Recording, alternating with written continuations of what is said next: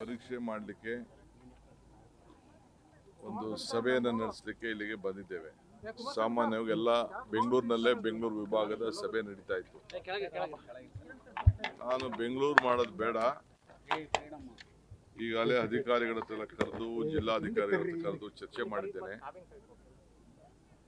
So ಇದನ್ನ ತುಮಕೂರು, ಶಿವಮೊಗ್ಗ, ಚಿತ್ರದುರ್ಗ, ದಾವಣಗೆರೆ ಇವೆಲ್ಲಕ್ಕೂ ಕೂಡ ಅನುಕೂಲ ಆಗ್ತದೆ. ಬರೀ ಕೋಲಾರ, ನಮ್ಮ ರಾಮನಗರ, ಬೆಂಗಳೂರಲ್ಲಿ ಸ್ವಲ್ಪ ದೂರ ಆಗ್ಬೋದು.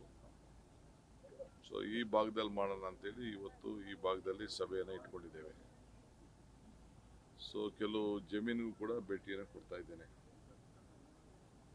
ಈಗಾಗಲೇ ರೈತರಿಗೆ ಯಾವ ಕಾರಣಕ್ಕೂ ಕುಡಿಯೋ ನೀರಿಗೆ ತೊಂದರೆ ಆಗಬಾರ್ದು ಅಂತೇಳಿ ಬೆಳಗಾಂನಲ್ಲಿ ಒಂದು ವಿಶೇಷವಾದಂಥ ತೀರ್ಮಾನವನ್ನು ಮಾಡಿದ್ದೇನೆ.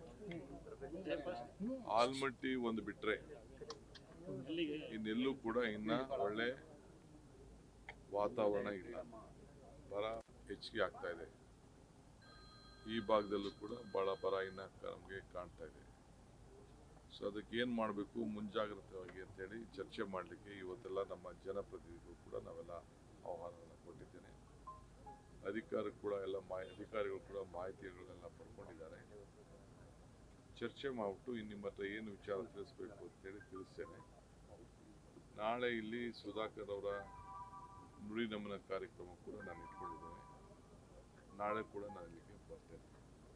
ಇವತ್ತು ಈ ಕಾರ್ಯಕ್ರಮವನ್ನು ಖಾಸಗಿ ಶಾಲೆಗಳು ದತ್ತು ತಗೋಬೇಕು ಅಂತ ಹೇಳ್ತಾ ಇದ್ರಲ್ಲ, ಸರ್ಕಾರಿ ಶಾಲೆಗಳನ್ನ ಸರ್ಕಾರ ಮಾಡುವಂತ ಕೆಲಸನ ಖಾಸಗಿ ಶಾಲೆಗಳು ಯಾಕೆ ಮಾಡಬೇಕು, ಮತ್ತೆ ಅದ್ರ ಹೊಣೆ ವಿದ್ಯಾರ್ಥಿಗಳ ಮೇಲೆ ಹೆಚ್ಚಾಗುತ್ತೆ ಅಂತ ಖಾಸಗಿ ಶಾಲಾ ಸಂಘ ಹೇಳ್ತಾರೆ. ನನ್ನ ಹತ್ರ ಹೇಳಿ ಅವರು, ಖಾಸಗಿ ಶಾಲೆಯವರು ನನ್ನ ಹತ್ರ ಹೇಳಿ, ನಾನು ಆಮೇಲೆ ಮಾತಾಡ್ತೀನಿ. ಅದು ನನಗೂ ಅವ್ರಿಗೂ ಇರೋಂಥ ಒಂದು ಒಪ್ಪಂದ. ಖಾಸಗಿ ಅಂದರೆ ಎಲ್ಲ ಶಾಲೆಗೂ ಅಲ್ಲ, ಎಲ್ಲ ಶಾಲೆಗೂ ಅಲ್ಲ, ಅದೊಂದು ಲಿಮಿಟೇಷನ್ ಇದೆ.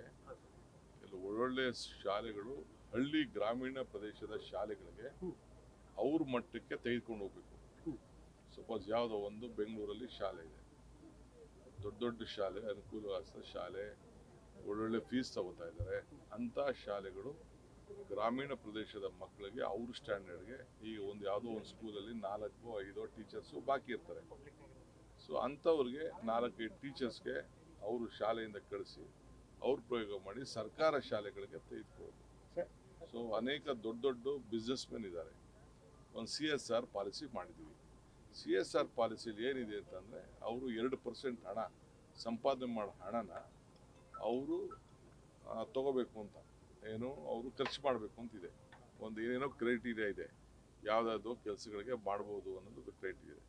ನನ್ನ ಉದ್ದೇಶ ಏನಪ್ಪ ಅಂತಂದರೆ, ಫಸ್ಟು ಪ್ರೈಮರಿ ಎಜುಕೇಷನ್ ಬೆಂಗಳೂರಿಗಾಗಲಿ, ಚಿತ್ರದುರ್ಗಕ್ಕಾಗಲಿ, ದಾವಣಗೆರೆಗಾಗಲಿ ಹಳ್ಳಿಯಿಂದ ವಿದ್ಯಾಭ್ಯಾಸಕ್ಕೋಸ್ಕರ ಜನ ವಲಸೆ ಬರೋದನ್ನ ತಪ್ಪಿಸ್ಬೇಕು ಅಂತ, ಹಳ್ಳಿ ಮಕ್ಕಳಿಗೆ ಬೆಂಗಳೂರು ಮಟ್ಟದ ವಿದ್ಯಾಭ್ಯಾಸ ಸಿಕ್ಕಬೇಕು ಅಂತ, ದಾವಣಗೆರೆ ಮಟ್ಟದ ವಿದ್ಯಾಭ್ಯಾಸ ಸಿಕ್ಕಬೇಕು ಅನ್ನೋ ದೃಷ್ಟಿಯಿಂದ ನೀವು ಪ್ರತಿಯೊಬ್ಬರು ದತ್ತು ತೆಗೆದುಕೊಳ್ಳಿ ಅಂತ ಹೇಳಿದ್ದೀನಿ. ನನಗೂ ಅವ್ರಿಗೂ ಒಪ್ಪಂದ ಆಗಿದೆ. ಹಿಂದೆ ನಾನು ಬೇರೆ ಸಂದರ್ಭದಲ್ಲಿ ಅವ್ರಿಗೇನೋ ಮಾತುಕತೆ ಮಾಡಿದ್ದೇನೆ.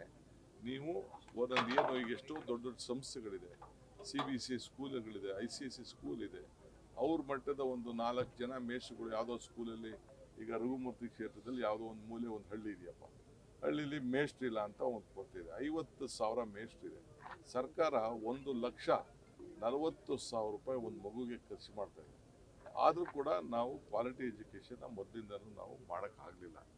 ಆ ದೃಷ್ಟಿಯಿಂದನೇ ನಾವು ಪ್ರೈವೇಟ್ ಅವ್ರಿಗೆ ರಿಕ್ವೆಸ್ಟ್ ಮಾಡ್ತೀವಿ. ಅವರೆಲ್ಲ ಭಾಳ ಸನ್ನದ್ಧರಾಗಿದ್ದಾರೆ, ಅವರು ಮಾಡ್ತಾರೆ. ಕ್ಯಾಬಿನೆಟ್ ವಿಸ್ತರಣೆ ಮುಂದಿನ ವಾರ ನೀಟ್ ಪ್ರಶ್ನೆ ಪತ್ರಿಕೆ ಸೋರಿಕೆ ಸಾಕಷ್ಟು ಪ್ರತಿಭಟನೆ ಮಾಡಿದ್ರು ಸರ್. ಈಗ ಬಿಜೆಪಿ ಅವರು ಕಾಂಗ್ರೆಸ್ ಕಚೇರಿಗಳ ಮುಂದೆ ಪ್ರತಿಭಟನೆ ಮಾಡ್ತಾ ಇದ್ದಾರೆ. ಅವ್ರಿಗೆ ಅವಮಾನ ತಡೆಯೋಕ್ಕಾಗ್ತಾ ಇಲ್ಲ. ಪ್ರಧಾನಮಂತ್ರಿಗಳು ಈಗ ಕಣ್ ತೆರೆದಿದ್ದಾರೆ. ನಾವು ಪಾರ್ಲಿಮೆಂಟಲ್ಲಿ ಚರ್ಚೆ ಮಾಡಿ ಅಂತ ಹೇಳ್ತಾ ಇದ್ದೀವಿ. ಕೇಸ್ನ ವಾಪಸ್ ಎತ್ಕೊಡಿ ಅಂತ ಹೇಳಿದ್ರು ನಾವು. ಮಂತ್ರಿಗಳು ರಾಜೀನಾಮೆ ಕೊಡಬೇಕು ಅಂತ ಹೇಳಿದ್ರು ನಾವು. ಅದಕ್ಕೆ ನಾವು ಬದ್ಧರಿದ್ದೇವೆ. ಇದು ಮಕ್ಕಳ ಭವಿಷ್ಯ. ಇದು ಈಗ BJPಯವ್ರಿಗೆ ಪಾಪ ಅವ್ರ ಕೈಲಿ ತಡ್ಕೊಳಕ್ ಆಗ್ತಾ ಇಲ್ಲ. ಮಕ್ಕಳುಗಳು ಏಟ್ ಹೊಡೆದು ಬಿಟ್ರಲ್ಲ, ಆ ಇಡೀ ದೇಶದ ಮಕ್ಕಳು ದಂಗೆ ಎದ್ಬಿಟ್ಟಿದ್ದಾರೆ. ಅದನ್ನು ಅವ್ರ ಕೈಲಿ ನೋಡೋಕೆ ಆಗ್ತಾ ಇಲ್ಲ. ಸೊ ಅದಕ್ಕೆ ಇವತ್ತು ಪ್ರಜಾಪ್ರಭುತ್ವ ವ್ಯವಸ್ಥೆ, ಈಗ ನನ್ನ ಮೇಲೆ ಎಷ್ಟೋ ಜನ ಪ್ರತಿಭಟನೆಗಳು ನಡೀತದೆ, ನಾನು ಬೇಡ ಅನ್ನೋಕ್ಕಾಗ್ತದ? ನೀವು ಮಾಧ್ಯಮದವರು ಪ್ರತಿಭಟನೆಗಳು ಮಾಡ್ತಾ ಇರ್ತೀರಿ, ನಿಮ್ಮನ್ನು ಬೇಡ ಅನ್ನೋಕ್ಕಾಗ್ತದ? ಪ್ರಜಾಪ್ರಭುತ್ವದ ವ್ಯವಸ್ಥೆ. ಅದರಿಂದ BJP-ಅವ್ರಿಗೆ ಪಾಪ ಇನ್ನೇನು ಮಾಡ್ತಾರೆ ಅವರು, ರಾಜೀನಾಮೆ ಕೊಡ್ಸೋಕ್ಕಾಗ್ತಾ ಇಲ್ಲ. ನೀಟ್ ಪರೀಕ್ಷೆಗೆ ಮೊನ್ನೆ ಇದು KPSC ಯಾರು ಮಾಡಿದ್ರು ಅವನ ಅಧ್ಯಕ್ಷನ, ನಾ ಮಾಡಿದ್ವಾ? ಅವರೇ ಮಾಡಿದ್ರು, ಅವರೇ ತಗಲಾಕೊಂಡು, ಅದಕ್ಕೆ ಅವರೇ ಮುಂಚಿತವಾಗಿ ಗೊತ್ತಾಗ್ಬಿಟ್ಟು ಪತ್ರ ಬರೆದು ವಜಾ ಮಾಡಬೇಕು ಅಂತ ಹೇಳಿದ್ರು. ಆಯಿತು, ಗವರ್ನರ್ ಏನೋ ನಂಗೆ ಕಳಿಸ್ಕೊಟ್ಟು ನಾನು ಅಕ್ಸೆಪ್ಟ್ ಮಾಡಿದ್ವಿ. ಏನು ಬೇಕು ತನಿಖೆ ನಡೆಸ್ತೀವಿ, ಕಾನೂನು ಕ್ರಮ ಕೈಗೊಳ್ತಾರೆ. ಬಿಡದಿ ರೈತರ ವಿರುದ್ಧ FIR ವಾಪಸ್ ತಗೊಳ್ತೀರಾ? ಎಲ್ಲ ನಮ್ಮ ರೈತರೇ, ನಾನು ಈಗಾಗಲೇ ಹೇಳಿದ್ದೇನೆ, ಯಾರ ಮೇಲೂ ಒತ್ತಡ ಇಲ್ಲ, ಯಾರಿಗೂ ತೊಂದರೆ ಕೊಡುವಂಥ ಪ್ರಶ್ನೆ ಇಲ್ಲ. ಅವರೆಲ್ಲ ನಮ್ಮ ಜನ, ನಾವು ಅವ್ರು ಬಿಟ್ಟು ಹೋಗೋಕ್ಕಾಗಲ್ಲ, ಅವ್ರು ನಮ್ಮ ಬಿಟ್ಟು ಬದುಕೋಕ್ಕಾಗಲ್ಲ. ನಾವೆಲ್ಲ ಒಟ್ಟಿಗೆ ಬದುಕಬೇಕು. ಆ ತೀರ್ಮಾನ ನಾನು ಮಾಡ್ತೀನಿ ಬಿಡಿ. ಜಿಲ್ಲೆ